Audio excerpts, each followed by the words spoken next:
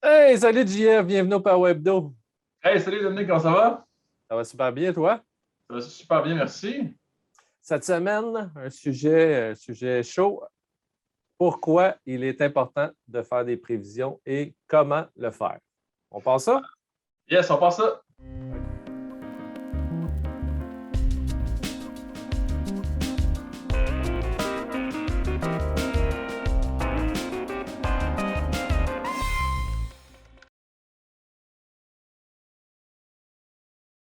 OK. JF, je te suis. Moi, OK. écoute. Écoute, je pense que tout le monde a entendu au moins une fois dans 2 semaines là, que les chaînes d'approvisionnement sont saturées, que tout est chamboulé depuis la COVID. Puis, on jugeait important de commencer à parler de ça parce qu'il y a une corrélation directe entre une croissance d'entreprise qui va se démarquer versus les compétiteurs et la capacité à faire des forecasts accurate. Donc, si on commence ça par la base, Dominique, on se Ouais, disait, on va forecaster quoi puis comment. Il y a beaucoup de discussions qu'on peut avoir juste sur la notion d'une date avec une donnée à un moment donné. Donc, exact. c'est ça. Exact. Donc, dans le fond, quand on parle de forecast accuracy, de précision des prévisions, donc, Exact. il faut commencer par définir c'est quoi les données de référence qu'on utilise pour faire nos prévisions. Donc, quand on veut, parce qu'on va parler de prévisions statistiques, fait que souvent les gens vont faire des prévisions naïves qu'on appelle, c'est-à-dire en fait, c'est le terme scientifique, si je me souviens bien, de naive forecast, c'est que les gens regardent leurs ventes, les ventes de l'année dernière, puis essaient de prévoir les ventes de l'année prochaine. Aujourd'hui, on va parler des algorithmes.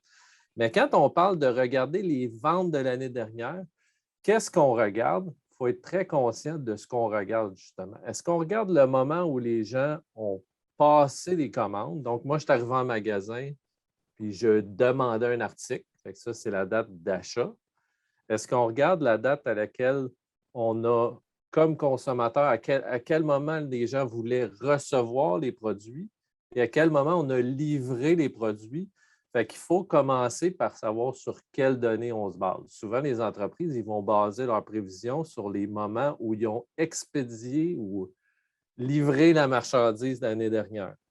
Fait Exact. que c'est ça, fait qu'il faut déterminer c'est quoi nos données de référence, là, mais aujourd'hui, ce n'est pas ça le sujet, mais c'est bien important d'en être conscient parce qu'il peut y avoir des situations où on a effectivement livré 1000 unités au mois de mars l'année passée, mais la demande était peut-être de 1500 unités. Exact. Tu C'est sais, super important.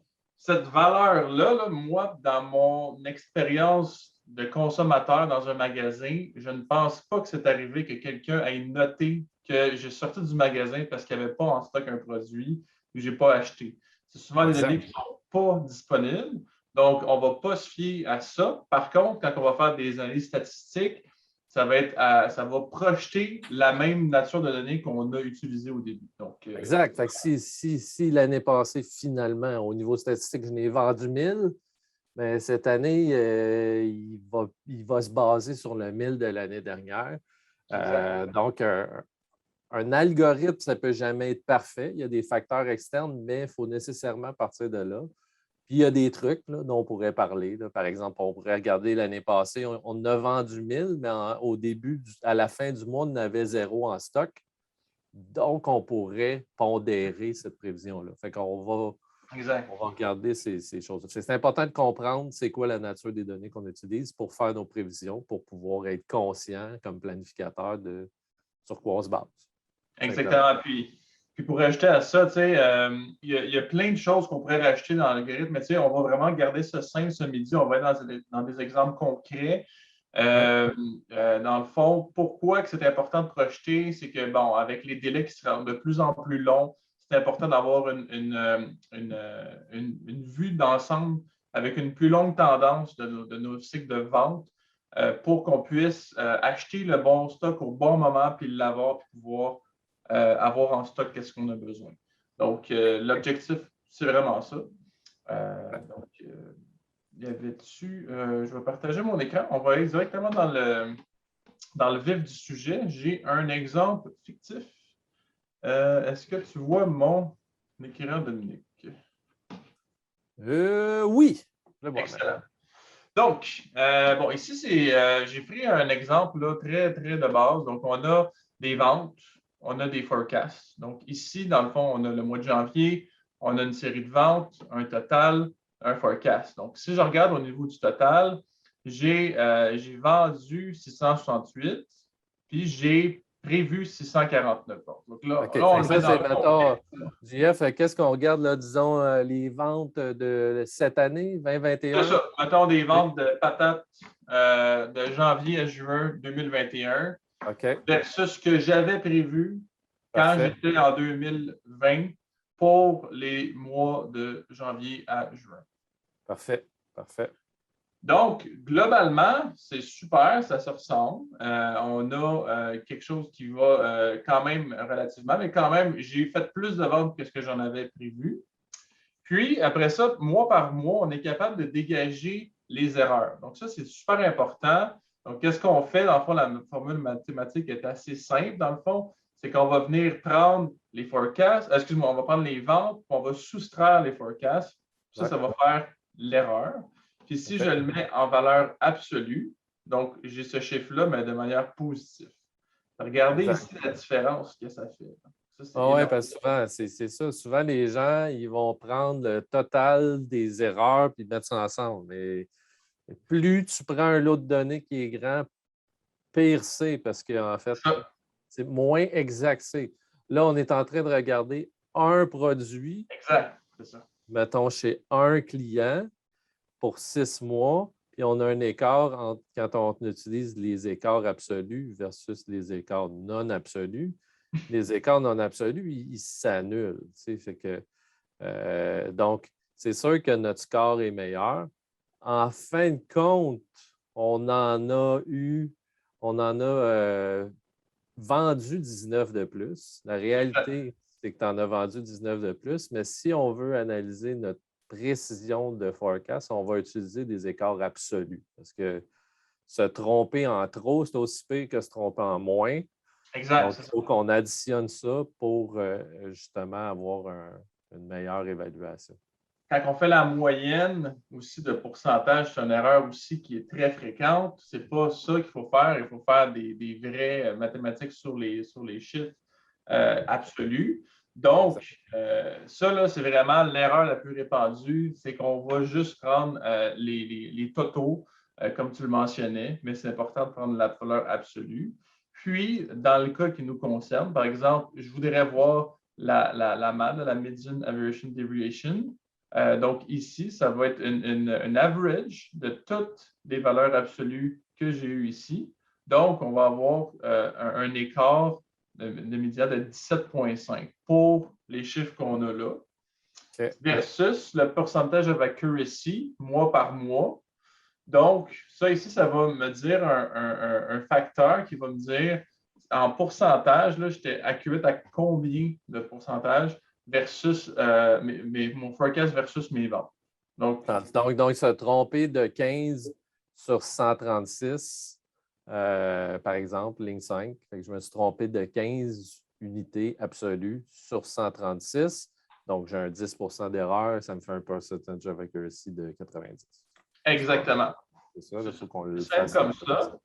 Okay. Puis, dans la réalité du marché, faut adapter ça à votre réalité parce que c'est sûr que si on regarde ça à chaque jour, on va avoir des marges d'erreur qui sont très grandes. Puis la statistique fait que si on prend sur une période un peu plus grande, bien, la probabilité va faire que c'est plus probable que ce qu'on a prévu va vraiment arriver.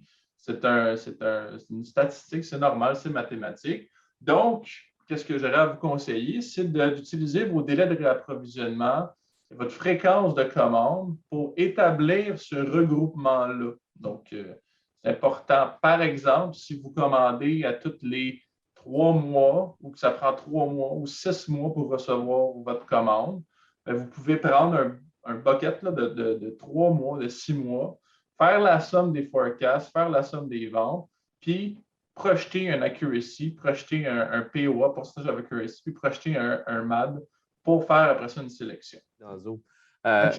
Il y a un truc que je voulais dire, c'est super important, tu vas sûrement en parler aussi, mais il faut vraiment, vraiment toujours être conscient quand on fait des prévisions, si on en entend très souvent parler.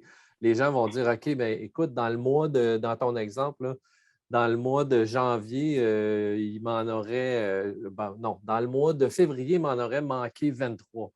Donc, Ouais. c'est sûr que quand tu es en train de prévoir, avec l'horizon de planification, quand tu es en train de prévoir le mois de février, puis qu'il est dans 6 mois, ce n'est pas très important que tu en manques 23 dans le mois de février. C'est quand tu vas arriver plus près du mois, tu as toujours une opportunité de faire un peu mieux.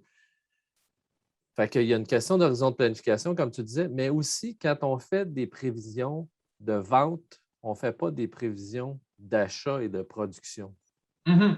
C'est Quand vrai. les gens essaient là, de bolquer tout ça ensemble, ils vont dire, ben oui, mais il n'y a rien qui vous empêche d'acheter 649 unités dans notre exemple, là, puis de les Mhm. faire rentrer dans le mois de janvier. Là. Vous avez le droit de faire des stocks. Ce n'est pas ça la question. C'est qu'on essaie d'être précis sur nos prévisions de vente. Super bon point. Tu sais, même chose si on a des achats minimales. Tu sais, par exemple, si vous avez 500 comme achat minimal, est-ce que vous allez en acheter 500 ou vous allez en acheter 1000? Ben ça va être à vous de décider ça par après, mais c'est une autre étape dans le processus. Là, on se concentre Exact. seulement on fait une prévision sur les données qu'on a en input. Exact. Parfait. Donc, on continue ça avec un autre exemple. Donc, par exemple, ici, j'ai des ventes. OK, je vais commencer par expliquer le premier tableau dans le haut. Donc, des ventes. Donc, le 2019 par mois, combien d'unités c'est vendu à travers l'année pour un total de 3207. L'année 2020, la même chose par mois pour un total de 3220. Et finalement, l'année 2021 qu'on a de janvier à juin.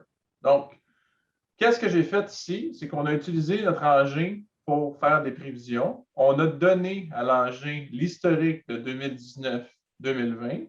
On n'a pas donné l'input de 2021. Puis, basé sur les données qu'il y avait, l'historique, il y a des méthodes qui ont été utilisées pour sélectionner une méthode statistique et prévoir l'année 2021, les 6 premiers mois.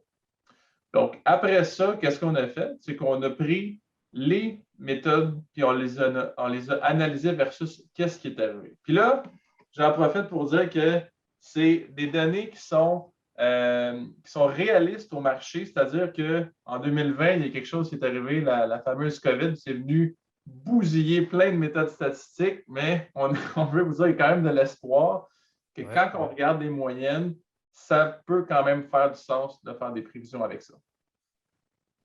Fait que dans le fond, ce qu'on voit, GF, c'est le résultat d'un engin, comme tu disais, qu'on a, qui permet de faire de la prévision statistique, qui fait ce qu'on appelle un best fit. Là. Donc, pour chacun des produits, si je donnais à l'engin 1000 produits, pour chacun des produits, il va tester une série de méthodes statistiques, Exact. valider ce résultat-là sur des données passées. Donc, il est capable de dire, je vais regarder des données de vente réelle passées, puis voir ce que ça aurait donné si j'avais utilisé telle méthode statistique. Il va scorer les méthodes statistiques, Exact. identifier les meilleures méthodes, puis les appliquer sur des produits. Donc, dans cet exemple spécifique-là, il a choisi en se basant sur le meilleur percentage of accuracy, ligne 9, il a choisi un linear smoothing.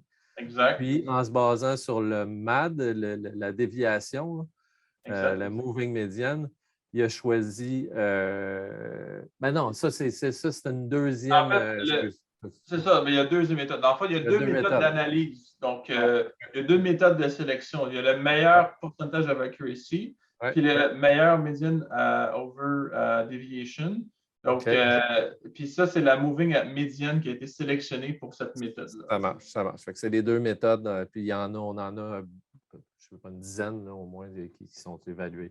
Fait que là, c'est quoi notre écart? Fait que ce que tu as mis à droite, c'est qu'on a avec le linear smoothing un percentage of accuracy de 90 puis Exact. avec l'autre un 88 Exactement. On voit ici que, bon, ça dépend toujours de notre mindset, de votre entreprise, de si vous gérez du personnel, si vous gérez des ressources physiques, des produits, si vous voulez en avoir toujours en stock la bonne quantité ou si vous voulez être vraiment sur la ligne, mais d'en avoir le moins possible. En ça, c'est deux méthodes, là, grosso modo, que je pourrais vous dire qui vont vous aider à sélectionner. Est-ce qu'on prend le POA ou le MAD pour sélectionner?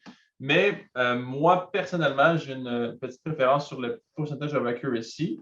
Puis dans l'exemple qu'on regarde ici, qu'est-ce qu'on fait? C'est qu'on va regarder la somme de ce qui s'est vendu dans les 6 premiers mois de 2021 versus la somme de tout ce qui s'est prévu pour le début de l'année 2021. Puis, on fait le calcul de pourcentage of accuracy. Puis, malgré le fait qu'on ait eu des données assez bizarres en 2020, on est capable d'aller avec une agglomération des 6 premiers mois à un pourcentage d'accuracy de 90 réel. Donc, ça veut quand même dire que la mathématique a eu raison dans ce cas-là. Exact. Fait que là, on va pas rentrer dans tous les cas spécifiques. Là, on pourra montrer dans une autre semaine la fin du processus. Qu'est-ce qu'on ferait avec ces données-là en termes, par exemple, d'approvisionnement? On pourra aussi montrer dans Power, par exemple, de quelle façon on pourrait venir superposer cette prévision statistique-là à la décision de prévision que vous avez faite, comment elle se décompose en termes de promotion, en termes de baseline, d'ajustement. Mais ce qui est important de comprendre, c'est que quand on utilise des méthodes statistiques, c'est ce genre de résultats-là que ça donne. Puis là, les gens, ils vont avoir des réactions là, épidermiques. Là, ils vont regarder le mois de janvier 2021, puis ils vont dire, OK, tu n'avais prévu 268, puis on a vendu 98, mais qu'est-ce qui se passe? Tu es complètement dans le champ. Mais c'est ça, c'est des statistiques. Ça nous donne une base de référence. Il faut s'en servir. Qu'est-ce qui serait arrivé si on avait rentré 268 unités au lieu de 98? Bien oui, on aurait eu en stock un petit peu plus longtemps, mais éventuellement, sur le temps, on aurait écoulé la bonne quantité de stock, puis ça aurait été absorbé. Fait que ça, c'est une question d'approvisionnement. Puis, probablement qu'un planificateur aurait pu voir le montant de 268 puis dire non, je sais, j'ai des signaux que le mois de janvier va être moins fort. Il aurait pu décrémenter cette quantité-là puis la transférer dans l'autre mois. Le processus de prévision ne s'arrête pas à de la prévision statistique, mais ça ne veut pas dire qu'il ne faut pas se servir de cette information-là. On a des engins puissants qui sont capables de tester beaucoup de méthodes sur des milliers de produits très rapidement. Il n'y a jamais un humain qui va pouvoir compétitionner avec cette vitesse de traitement-là. Donc, il faut utiliser les engins pour... Exact. Puis, tu sais, il y a un facteur aussi qui est arrivé au mois de janvier de mémoire. Là, je pense que j'ai raison, là, mais je pense que les magasins étaient fermés au mois de janvier. Exact. Ça peut faire une bonne différence au niveau des ventes. Exact. Mais peu importe, il y a des facteurs externes qui vont arriver, puis ça ne va jamais être 100% exact. C'est impossible. Par contre, si vous prenez le temps de bien analyser selon vos besoins, selon vos délais de réapprovisionnement avec vos fournisseurs, bien, vous allez avoir le bon sweet spot que vous allez pouvoir identifier et dire, OK, c'est avec ça que je veux prendre des décisions, m'aider à prendre une décision. Puis avec ça, vos facteurs eux-mêmes, vous allez avoir la meilleure des deux mondes. Dans le fond, JF, là, si on résume, tu aurais, si au mois de juillet 2020, okay, si au mois de juillet 2020, j'avais utilisé un engin de prévision, comme on l'a fait, et que j'y avais fourni les données statistiques, c'est ce qu'on a fait, des 6 premiers mois de 2019 et 2020, plus les 6 derniers mois de 2020, c'est ce qu'on a fait? Qu'est-ce qu'on a mis en input? Pour prévoir, tu veux prévoir les juillets? C'est quoi qu'on a mis en input dans notre exemple? Dans notre input, on a seulement mis le 2019-2020 pour projeter 2021. Parfait. Fait qu'on a mis 2019-2020 pour projeter 2021, mais si on avait enlevé juillet, là, de juillet à août, probablement qu'on aurait eu à peu près le même. Tu sais, des statistiques, ça aurait été peut-être semblable. Oui. Parce que la situation, c'est ça. Si vous aviez été ici au mois de juillet, vous aviez utilisé un engin statistique pour prévoir janvier à juin 2021, vous auriez eu un forecast accuracy de peut-être 85-90 %. Exact. Le projet 12 mois versus 6 mois, tu veux dire, c'est ça? Exact. Ouais. Fait que Donc, les engins vous donnent quand même des prévisions. Effectivement, quand on arrive plus près dans le temps, on ne peut plus nécessairement. L'engin de prévision est moins précis. Puis là, c'est là que les planificateurs interviennent. Je pense que ça explique bien, JF, les enjeux des prévisions, pourquoi c'est important de les utiliser. Surtout, je pense, parce que les engins sont de plus en plus puissants. Nous, on en a un qui fait du machine learning, qui analyse les données. Parce que c'est plus rapide, parce que ça nous donne une référence statistique, parce que ça nous permet de réduire nos chances de nous tromper, augmenter notre focus accuracy, puis planifier loin dans le temps. Surtout ça. De planifier du 12 mois, du 18 mois, c'est rendu dans le mœurs de certaines compagnies déjà. Imaginez à 18 mois à l'avance faire des prévisions, c'est quand même regarder dans une boule de cristal, mais les statistiques vont être là pour vous aider à prendre les meilleures décisions. Puis, on va le montrer dans un autre Paroi Hebdo, l'intégration avec Paroi directement pour qu'on puisse avoir une idée de comment que ça pourrait vous aider concrètement. Exact. Puis si vous avez besoin d'en discuter, vous souhaitez en discuter, vous avez des idées de sujets, comme à chaque semaine, gênez-vous pas, écrivez-nous dans les commentaires. Vous pouvez aller nous voir sur Facebook, sur YouTube, sur notre site. Merci, JF. C'était super intéressant de parler de ça avec toi. J'ai hâte de. C'est un sujet vaste, on va continuer d'en parler. Oui. D'autres exemples dans les prochaines semaines. Hey, merci. Merci encore. Bonne semaine. Puis à la semaine prochaine pour un autre. Bye. Yes, bye.